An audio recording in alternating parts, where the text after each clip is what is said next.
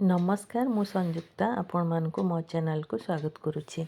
आज जो लिली गछ दुईटा को रिपोर्ट करियार थिला।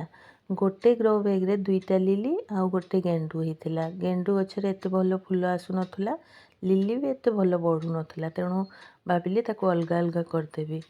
अरे माटी प्रस्तुत करी ताको ग्रो बैग को नै आसथिली आ ताको रिपोर्ट करदेली।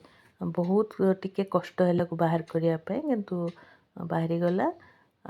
गेंडू रे जो खाली जगह थिला गेंडू ग्रो बैगटारे से माटी भरदेली आ लिली को रिपोर्ट करदेली। ए लिलीटा केमती फूल फुटब मत जना ना, आपण मान को जदि जना थिबो मते तार गोटे फोटो शेयर करिवे।